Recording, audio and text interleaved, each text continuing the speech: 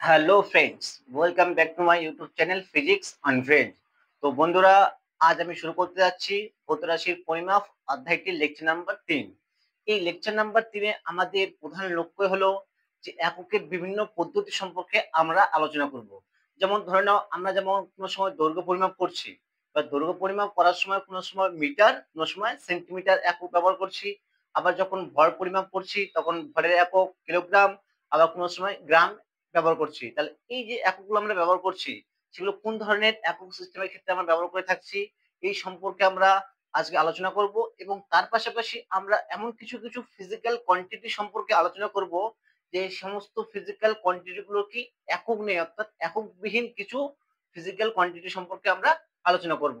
তো এই লেকচারে আমাদের আমাদের এই সমস্ত টপিকগুলো কভার করতে হবে। তো আমরা প্রথমে শুরু করব কি, এই ইউনিটলেস ফিজিক্যাল কোয়ান্টিটি, অর্থাৎ এককবিহীন কিছু ভৌত রাশি সম্পর্কে আমরা কিছু আলোচনা করব। ঠিক আছে, তো চলো শুরু করি আজকের ক্লাসটা। তো আমরা প্রথমে কি আলোচনা করব? এককবিহীন ভৌত রাশি, অর্থাৎ ইউনিটলেস ফিজিক্যাল কোয়ান্টিটি।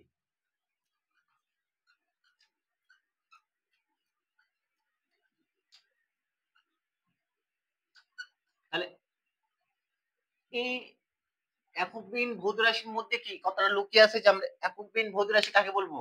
তাহলে যে সমস্ত রাশির একক নেই, যে সমস্ত রাশির একক নেই,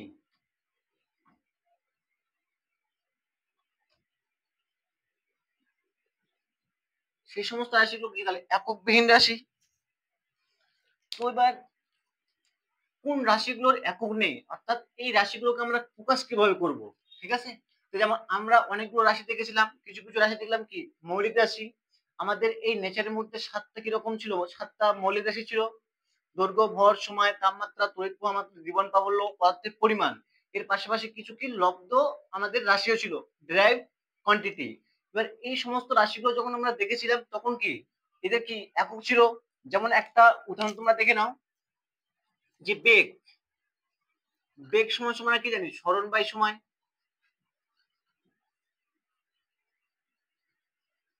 তাহলে সরণ কি একটা দৈর্ঘ্য, তাহলে দৈর্ঘ্যটা আমরা কি জানি মিটার, আর সময়ের একক কি সেকেন্ড। তাহলে এর এককটা কি চলে আসলো, মিটার পার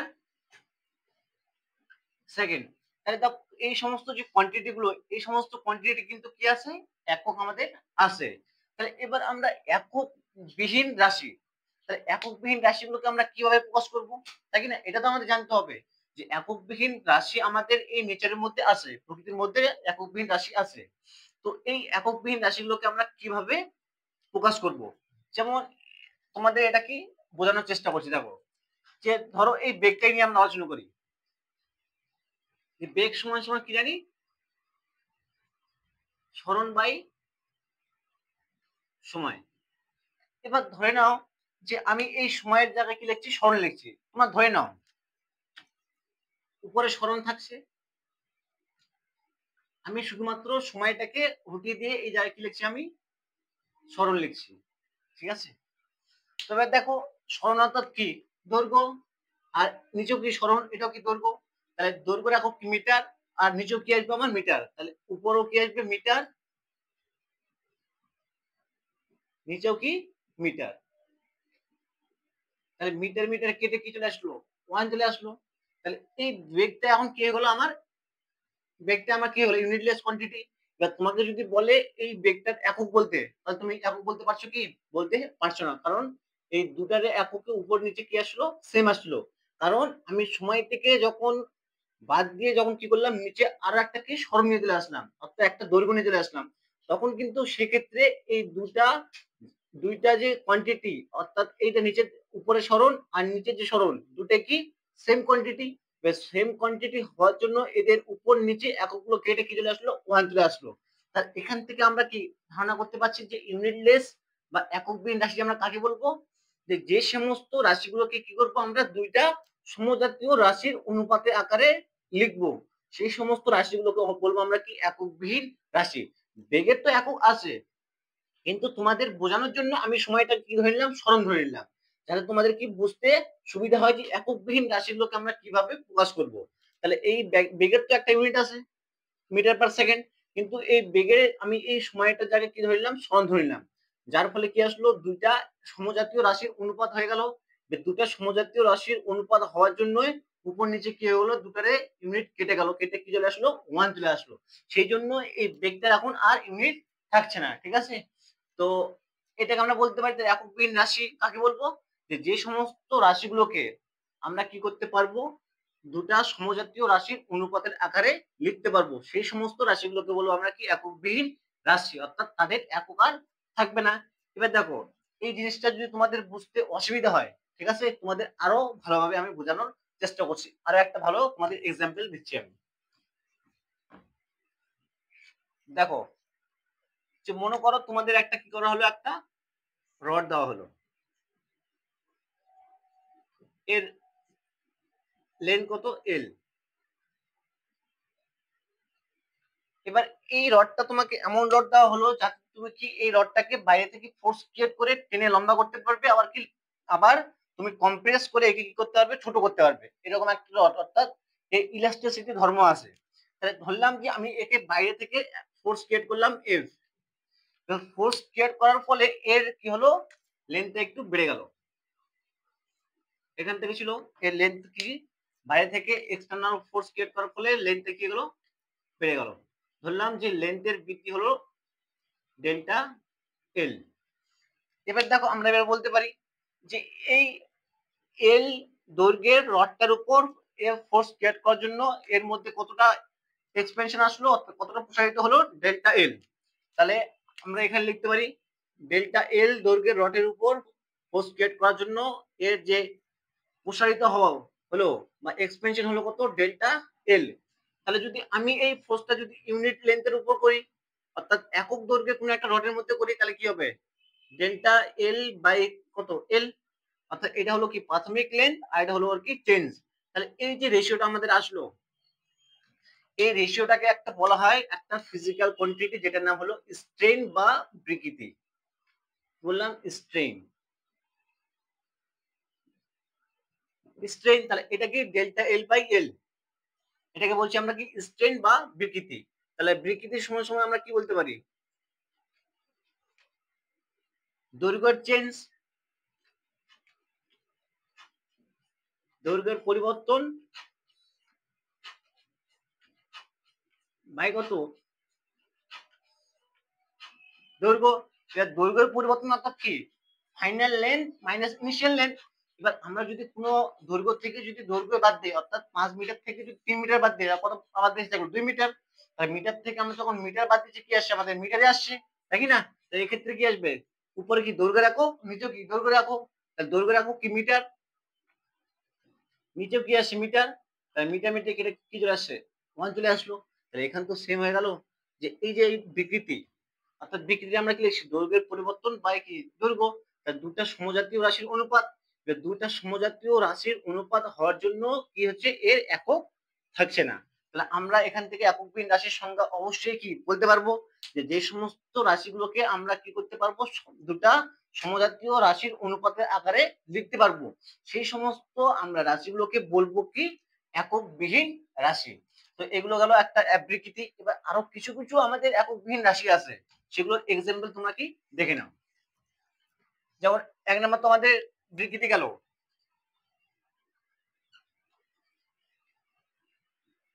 আণবিক ভর, অর্থাৎ কোনো অণুর যদি আমরা ভর লিখতে চাই, পরমাণু ক্ষেত্রে পারমাণবিক ভর,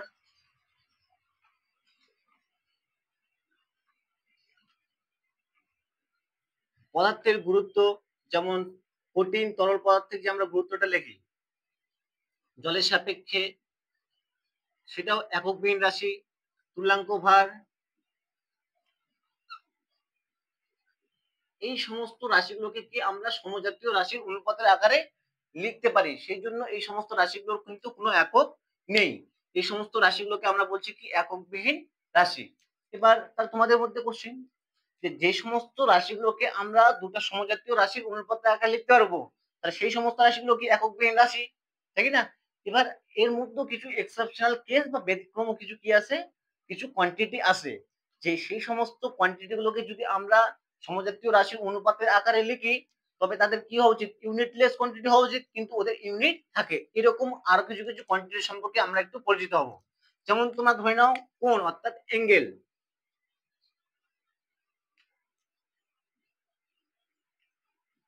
অ্যাঙ্গেল সমান আমরা কি জানি, বৃত্তচাপ বাই ব্যাসার্ধ।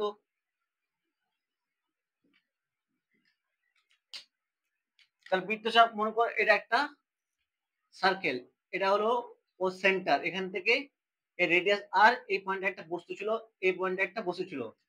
এবার এই পয়েন্ট থেকে বস্তুটা কোথায় গেল, আমার বি পয়েন্টে আসলো।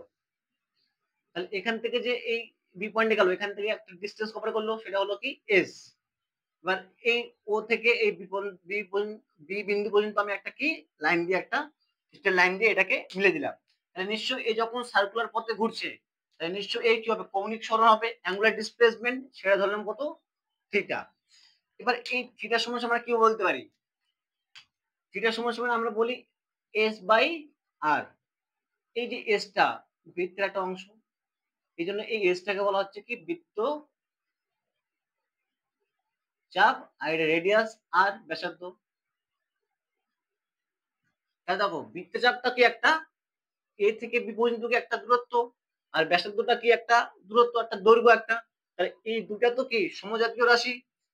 কোন একটা ফিজিক্যাল কোয়ান্টিটি যদি কি হয়, দুটা সমজাতীয় রাশির অনুপাত আকারে লিখি আমরা, তাহলে সেটাকে কিন্তু কি হওয়া উচিত, ইউনিটলেস কোয়ান্টিটি, অর্থাৎ তার ইউনিট থাকবে না। কিন্তু এই অ্যাঙ্গেলটা হলো এমন একটা ফিজিক্যাল কোয়ান্টিটি যেটা সমজাতীয় রাশির অনুপাত হওয়ার সত্ত্বেও কি থাকে, এর একক থাকে, যার একক হলো রেডিয়ান। তাহলে এই সমস্ত ফিজিক্যাল কোয়ান্টিটি আমরা কি বলবো, এই সমস্ত ফিজিক্যাল কোয়ান্টিটি গুলোকে বলা হয় সাপ্লিমেন্টারি কোয়ান্টিটি বা পরিপূরক রাশি।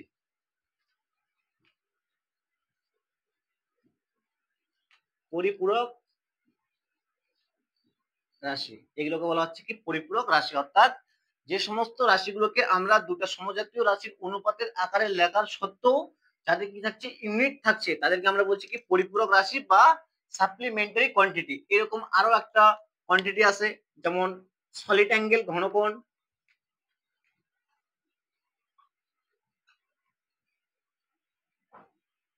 সলিড অ্যাঙ্গেল ঘনকোণ, এটা সমান আমরা কি জানি, ক্ষেত্রফল বাই দূরত্বের বর্গ।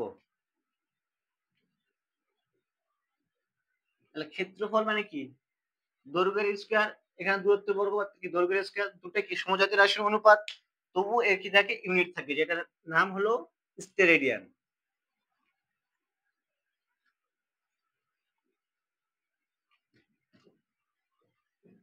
তো ঠিক আছে, এগুলো হলো কি আমাদের কিছু সংক্ষিপ্ত বা কিছু কনসেপচুয়াল কিছু জিনিস, মানে এই সমস্ত রাশিও কি আমাদের প্রকৃতিতে শো করে, এবার এই সমস্ত রাশি সম্পর্কে আমরা জানলাম। এবার আরো কিছু কিছু জিনিস, যেমন ধরে নাও যে আমাদের অনেক সময় কি কি করতে হয়, বিভিন্ন ধরনের ছোটখাটো জিনিসের দৈর্ঘ্য পরিমাপ করতে হয়। যেমন ধরো যে তোমাকে একটা কি মাইক্রোস্কোপিক একটা বস্তু দেওয়া হলো, এবার তোমাকে বলা হলো যে এর দৈর্ঘ্য পরিমাপ করো, এর আকার পরিমাপ করো। বা কোনো একটা পরমাণু দেওয়া হলো, তোমাকে বলা হলো ওই পরমাণুটার ব্যাস তুমি পরিমাপ করো, পরমাণুটির মধ্যে যে নিউক্লিয়াসের ব্যাস পরিমাপ করো। তাহলে এগুলো কি, এই যে এই সমস্ত যখন বিষয়গুলোকে আমরা পরিমাপ করব, এদের দৈর্ঘ্যগুলো কি, অর্থাৎ এদের যে দৈর্ঘ্যগুলো, এদের দৈর্ঘ্যগুলো কি খুবই ছোট হয়, অর্থাৎ 1 মিটারের থেকে কম আসে। 1 মিটারে কম অর্থাৎ অনেক কম চলে আসে। যেমন দেখে নাও, যদি তোমাদের বলে যে কোনো একটা পরমাণুর ব্যাস, তাহলে একটা পরমাণুর ব্যাস আমরা কত জানি,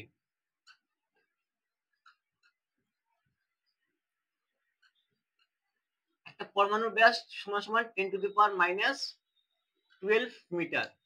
এবার এটাকে যদি আমরা দশমিক হিসেবে লিখতে যাই, তাহলে কি 0.0000000 অনেকগুলো সংখ্যা চলে আসছে কিনা। এবার নিশ্চয়ই তোমাকে এই যে আমরা এই যে বলছি দশমিকের পর এই সমস্ত সংখ্যাগুলো বলছি, বা 10⁻⁻12 মিটার বলছি, এটা বলতে কি হয়, আমাদের আমাদের অনেক অসুবিধা বা অনেক বিরক্তকর ফিল হয়। এবার এই জিনিসটাকে ছোটখাটো করার জন্য বা এদের একটা এই যে বড় মাপটাকে আমরা প্রকাশ করার জন্য কি করি, ছোটখাটো দৈর্ঘ্য পরিমাপ করার জন্য আমরা কি ব্যবহার করে থাকি, দৈর্ঘ্য পরিমাপের ছোট একক ব্যবহার করে থাকি। ঠিক আছে, তো দৈর্ঘ্য পরিমাপের যে সমস্ত ছোট আমরা একক ব্যবহার করে থাকি সেই সমস্ত এককগুলো একটু তোমরা দেখে নাও। দৈর্ঘ্য পরিমাপের ছোট একক,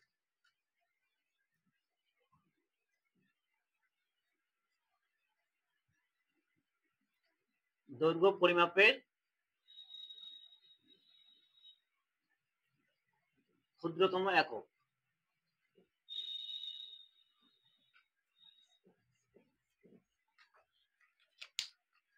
যেমন 1 নম্বর চলে আসে মাইক্রন, যেটা বলে মাইক্রো, মিউ, বা কোন একটা যদি আণুবীক্ষণিক জীবের আকার তোমাদের পরিমাপ করতে বলে তখন আমরা কি করি, এই যে মাইক্রো অর্থাৎ 1 মাইক্রো সমান সমান 10⁻⁻6 মিটার। এই রিলেশন গুলো তোমাদের মনে রাখতে হবে। 2 নাম্বার চলে আসছে ন্যানোমিটার,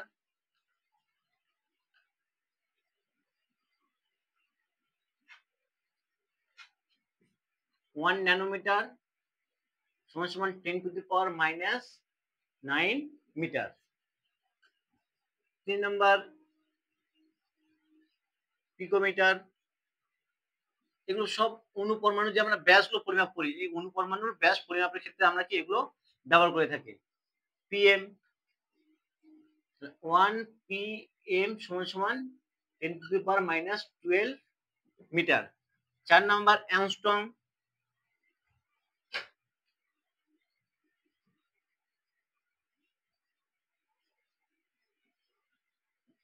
1 অ্যাংস্ট্রম সমান সমান কত, 10⁻⁻10 মিটার। এই সমস্ত ছোটখাটো একক আমরা কি ব্যবহার করে থাকি ছোটখাটো দৈর্ঘ্য পরিমাপ করার জন্য।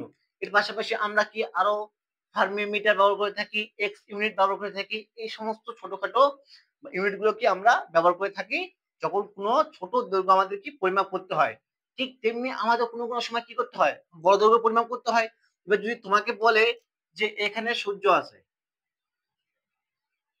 সান আছে, আর এখানে আর্থ আছে, এবার সূর্য আর পৃথিবীর মধ্যে দূরত্ব কত, সূর্য আর পৃথিবীর মধ্যে গড় দূরত্বটা কত, 1.496 ইন্টু 10⁸8 কিলোমিটার। এটা হলো কি সূর্য আর পৃথিবীর মধ্যে গড় দূরত্ব। তাহলে এই যে বড় সংখ্যাটা আমাদের প্রকাশ করতে হচ্ছে, এটা কি একটা বড় দৈর্ঘ্য বোঝাচ্ছে, সূর্য আর পৃথিবীর মধ্যে কি একটা বৃহৎ বড় একটা কি দূরত্ব বোঝাচ্ছে।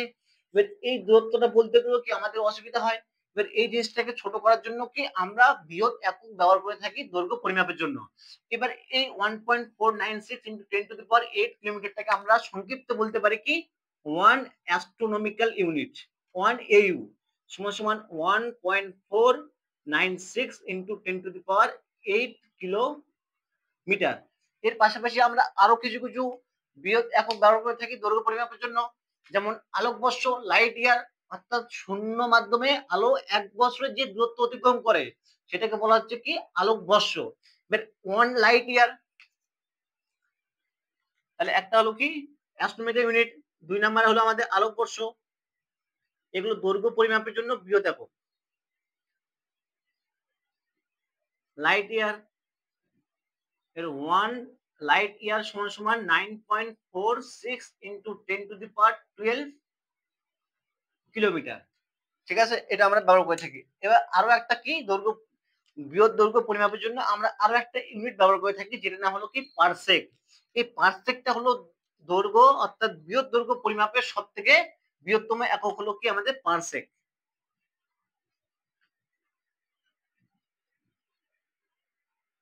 পারসেক এটা দৈর্ঘ্য পরিমাপের বৃহত্তম একক।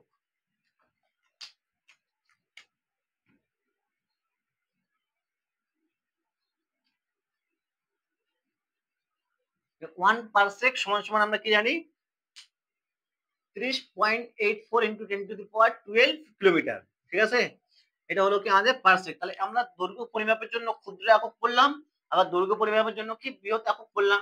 কোনো কোনো সময় কি আমাদের খুব বেশি ভর পরিমাপ করতে হয়, আবার কোনো কোনো সময় খুব কম পরিমাণ ভর আমাদের কি পরিমাপ করতে হয়। তাহলে অবভিয়াসলি আমরা যখন কোনো একটা পরমাণু বা অণুর যখন আমরা ভর পরিমাপ করি তাহলে ওদের ভরটা কি, অর্থাৎ নিশ্চয় কি অণু আর পরমাণু কি ক্ষুদ্রতম কণা, কোন একটা পদার্থের কি সব থেকে ক্ষুদ্রতম কণা কি পরমাণু। তাহলে ওদের যে ভরগুলো আসবে তাহলে নিশ্চয় কি ওদের ভর কি হবে, খুব কম হবে, অর্থাৎ ক্ষুদ্র ক্ষুদ্র হবে, কম হবে। তাহলে এর জন্য কি আমাদের কিছু স্পেসিফিক ইউনিট ব্যবহার করতে হবে। যেমন ধরে নাও যে পরমাণু বা অণু ব্যাস ক্ষেত্রে আমরা ব্যবহার করে থাকি ভরের জন্য,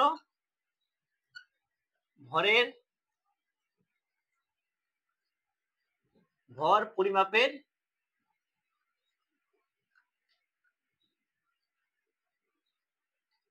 ক্ষুদ্রতম একক। তাহলে কি একক ব্যবহার করে থাকি আমরা সাধারণত অণু পরমাণু ক্ষেত্রে, যে ক্ষুদ্রতম ভর মাপার জন্য আমরা ব্যবহার করে থাকি কি ইএএমইউ একক, অর্থাৎ atomic mass unit.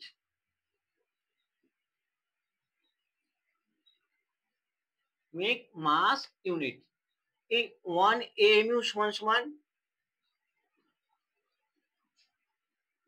1.67 into 10 to the power minus 27 KG, 1.67 into 10 to the power minus 24 গ্রাম আমরা কি ব্যবহার করে থাকি সাধারণত অণু বা পরমাণুর ভর মাপার জন্য। অণু বা পরমাণুর ভর কি খুবই ক্ষুদ্র, তাহলে ক্ষুদ্র পরিমাপের জন্য কি ব্যবহার করে থাকি আমরা এএমইউ ইউনিট। এটাকে অনেক সময় কি বলা হয়, অ্যাস্টন বলা হয়ে থাকে, ডাল্টন বলা হয়ে থাকে। এর পাশাপাশি আমাদের কি ভর পরিমাপের বৃহত্তম একক ব্যবহার করতে হবে। তাহলে ভর পরিমাপের বৃহত্তম একক হিসেবে আমরা ব্যবহার করি কি চন্দ্রশেখর লিমিট। এটা হলো ভর পরিমাপের সব থেকে বৃহত্তম একক কি সিএসএল, সিএসএল অর্থাৎ চন্দ্রশেখর লিমিট।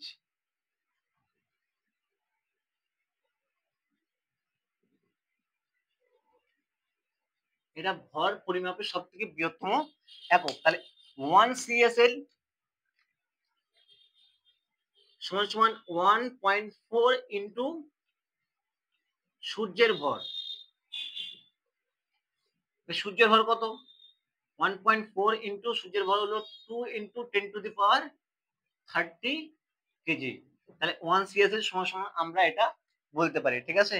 তো এগুলো কি গেল কি কিছু বেসিক কনসেপ্ট, মানে এই সমস্ত জিনিসগুলো কি আমাদের একটু লাগবে, কারণ আমাদের নেচারের মধ্যে কি আমরা আমাদের অনেক সময় অতি ক্ষুদ্রতম দৈর্ঘ্য পরিমাপ করতে হয়, কোনো সময় বৃহত্তম দৈর্ঘ্য পরিমাপ করতে হয়। এই সমস্ত বিষয়গুলো পরিমাপ করার জন্য কি আমাদের এই সমস্ত বিষয়গুলো কি আমাদের জানতে হবে। তাহলে এগুলো গেল কিছু বেসিক জিনিস। এবার আজকে আমাদের এই লেকচার যে মেন উদ্দেশ্য, অর্থাৎ এককের বিভিন্ন পদ্ধতি সম্পর্কে আলোচনা করা, সেটা আমরা এখন করব। যে এককের বিভিন্ন পদ্ধতি, যে কোনো সময় আমরা দৈর্ঘ্য পরিমাপের জন্য মিটার ইউজ করছি, কোনো সময় সেন্টিমিটার, ভর পরিমাপের জন্য আমরা কিলোগ্রাম আবার গ্রাম ইউজ করছি। এগুলো কোন একক সিস্টেমের জন্য আমরা ব্যবহার করে থাকি সেই সম্পর্কে আমরা এখন কি বিস্তারিত ভাবে আলোচনা করব।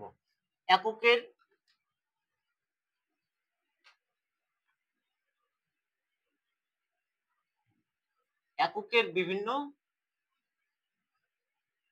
পদ্ধতি।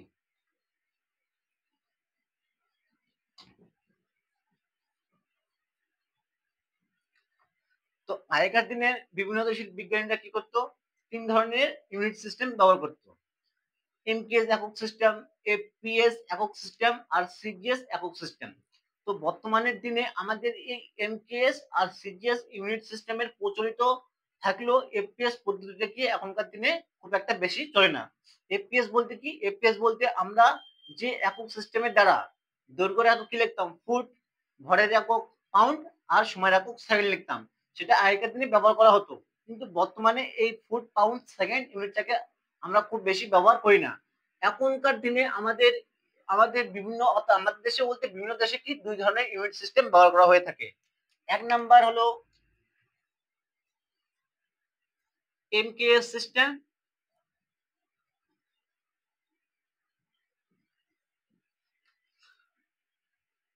2 নাম্বার হলো সিজিএস সিস্টেম। তোমাদের আমি একটু আগে বললাম যে আমরা দৈর্ঘ্য পরিমাপের সময় কোনো সময় মিটার ইউজ করছি, তাহলে দৈর্ঘ্যের একক কি ব্যবহার করছি আমরা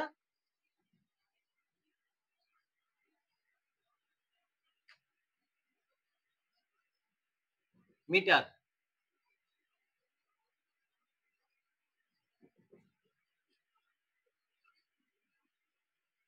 ভরের একক কি ইউজ করছি? কিলোগ্রাম।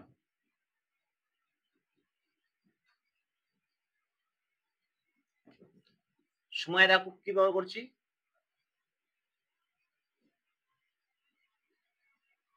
সেকেন্ড।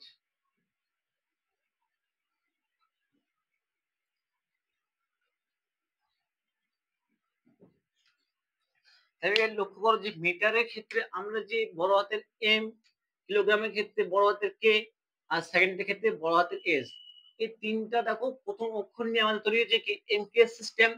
তার মানে নিশ্চয়ই এই এমকেএস সিস্টেমটা কি, যে এমকেএস সিস্টেম হলো এমন এক ধরনের সিস্টেম যে সিস্টেমের মাধ্যমে আমরা দৈর্ঘ্য একক মিটার, ভরের একক কিলোগ্রাম এবং সময়ের একক সেকেন্ড ব্যবহার করি।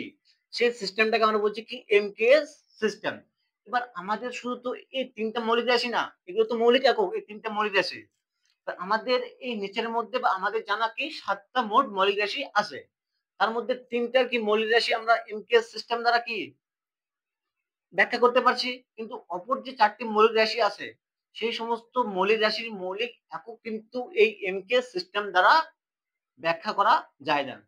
সেই জন্য কি করেছিল যে একক নির্ধারণ সংস্থা, যে আন্তর্জাতিক সংস্থা যারা একক নির্ধারণ করে, সেই আন্তর্জাতিক সংস্থা 1960 সালে বিআইপিএম একটা সংস্থা যেটা কি করে একক নির্ধারণ করে, 1960 সালে এই এমকেএস সিস্টেমটাকে পরিবর্তন করে নতুন একটা একক সিস্টেম চালু করেছিলেন, যেটার নাম হলো কি এসআই সিস্টেম।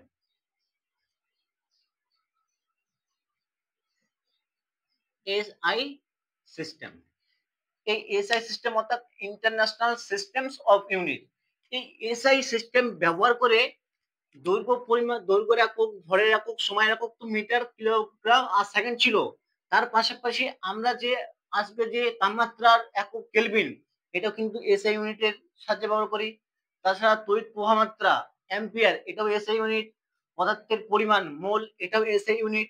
তারপর দীপন পাবলো ক্যান্ডেলা, এটাও কি আমরা এসআই এককের সাহায্যে কি করতে পারবি, ব্যাখ্যা করতে পারি। কিন্তু এমকেএস সিস্টেম দ্বারা শুধুমাত্র এই তিনটা মৌলিক রাশির মৌলিক একক ব্যবহার করতে পেরেছিল। সেই জন্য এটাকে বাদ দিয়ে আজকাল আমরা কি ব্যবহার করে থাকি, এসআই সিস্টেম ব্যবহার করে থাকি। বোঝা গেল? তো এসআই সিস্টেমটা তাহলে অনেক ক্ষেত্রে আমরা বলে থাকি কি এমকেএস সিস্টেমটাকে বলা হয় কি এসআই সিস্টেম, এটা কিন্তু একটা ভুল ধারণা। এমকেএস সিস্টেমটাকে আমরা সম্পূর্ণভাবে এসআই সিস্টেম বলতে পারি না, আমরা বলতে পারি যে এসআই সিস্টেমের একটা অংশ বা একটা রূপ হলো কি এমকেএস সিস্টেম। আমরা এসআই সিস্টেম দ্বারা 7টা মৌলিক রাশির কি মৌলিক একক ব্যবহার করতে পারি, কিন্তু এমকেএস সিস্টেম দ্বারা শুধুমাত্র এই 3টা মৌলিক রাশির একক ব্যবহার করা যায়। তো এগুলো গেল কি আমাদের এমকেএস সিস্টেম। এবার দ্বিতীয় হলো কি আমাদের সিজিএস সিস্টেম।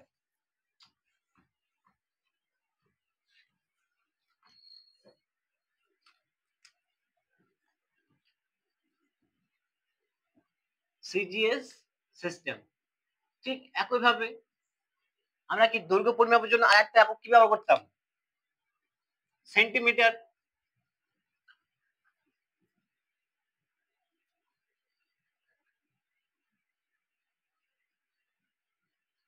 সেন্টিমিটার। ভরের একক কি, গ্রাম।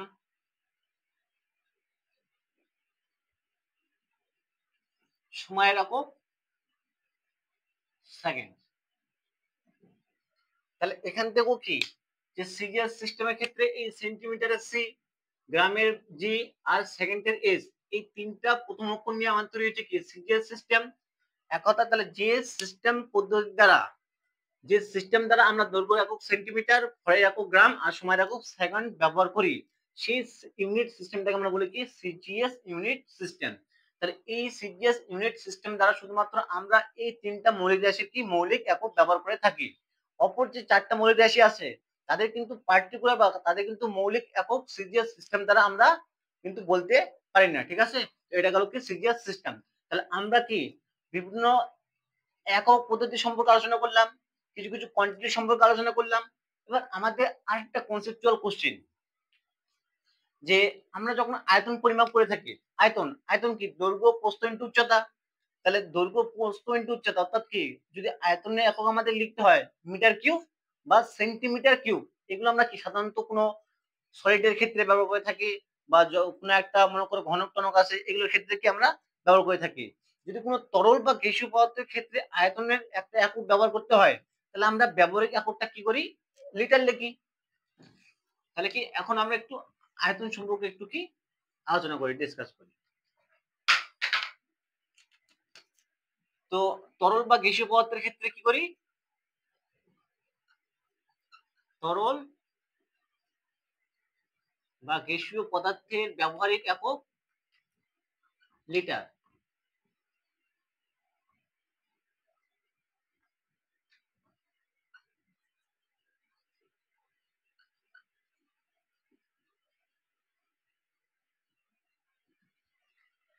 এবার আমাদের একটা জিনিস আমাদের কি জানতে হবে, যে সাধারণত যে আমরা লিকুইড গুলো জানি, মনে কর তোমাদের একটা পাত্র দেওয়া আছে, এবার এই পাত্রে কিছু পরিমাণ তরল দেওয়া আছে, সাধারণ তরল।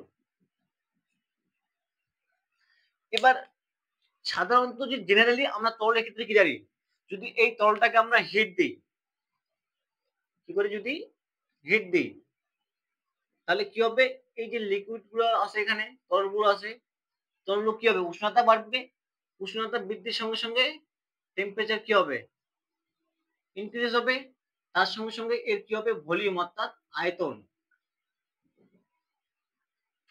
আয়তন কি হবে, ইনক্রিজ হবে। সাধারণত লিকুইডের ক্ষেত্রে এটা হয়। এবার আমরা যখন একটা জলের ক্ষেত্রে, যখন জল তো কি লিকুইড, জলের ক্ষেত্রে যখন আমরা এই জিনিসটা আলোচনা করব, অর্থাৎ একটা পাত্রের মধ্যে কিছু পরিমাণ জল নিয়ে যখন আমরা সেই জলটাকে কি করব, কিছু হিট দিয়ে গরম করব, বা ওর যদি টেম্পারেচারটাকে যদি আমরা ইনক্রিজ করি, সেক্ষেত্রে কিছু কি এক্সেপশনাল কেস, অর্থাৎ কিছু ব্যতিক্রমী কিছু দেখা যায়। কিরকম ব্যতিক্রমটা, যে মনে করো এখানে কি আছে, কিছু পরিমাণ জল দেওয়া আছে, এবার জল দিয়ে আমি কি করলাম, একে কি করলাম, এই পাত্রটাকে আমি হিট করলাম, অর্থাৎ জলের টেম্পারেচার কি করছি আমি বাড়াচ্ছি। দেখা যাবে 0°C থেকে 0°C থেকে 4°C পর্যন্ত যখন আমি এই জলের উষ্ণতাকে বাড়াবো, তখন কি হচ্ছে, আমার আয়তন কমছে, টেম্পারেচার ইনক্রিজ করার সঙ্গে সঙ্গে কি ভলিউম আমাদের কমে যাচ্ছে, ডিক্রিজ হচ্ছে।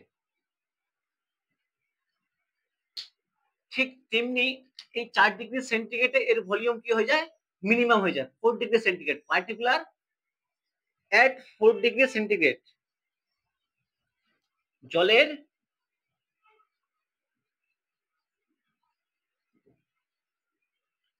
আয়তন সর্বনিম্ন।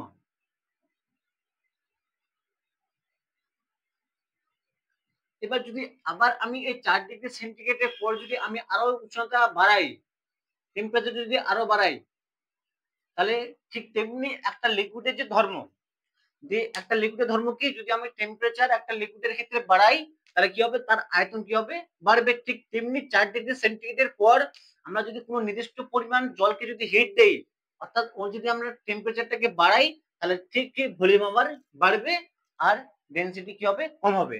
তাহলে এই 4°C উষ্ণতার জলের আয়তনটা যদি সর্বনিম্ন হয়, তাহলে এক্ষেত্রে কি জলের আয়তনটা কি সর্বনিম্ন। ওই জন্য আজকাল আমরা যখন জলের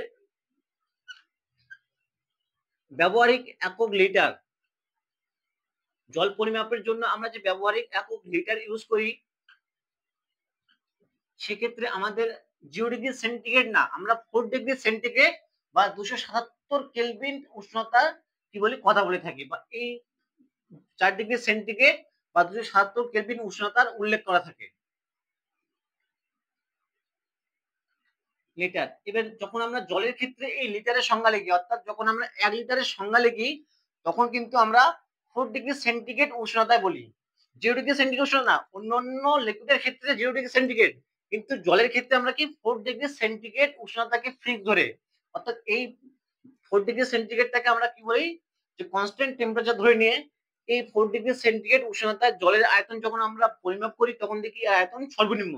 ওই জন্য আমরা যখন জলের ব্যবহারিক একক লিটার লিখি, সেই লিটার লেখার সময় আমরা কি করি, জলের আয়তনটাকে সর্বনিম্ন ধরি, আর ওটা হলো কি 1 লিটার। at 4 degree centigrade. তো বন্ধুরা আজ এই সমস্ত বিষয়গুলো ছিল কি লেকচার নাম্বার 3 এর উদ্দেশ্য, যেগুলো কি আজ এখানে হয়ে গেল। তো এর পরের যে ক্লাসটা, এর পরের যে লেকচার নাম্বার 4 আসবে ভৌত রাশির পরিমাপ, সেখানে আমরা কি যে বিভিন্ন ভৌত রাশি দেখলাম তাদের মাত্রা সম্পর্কে আলোচনা করব। ঠিক আছে? তো বন্ধুরা আজ এখান থেকে আমি আমার এই লেকচার 3 শেষ করছি। তো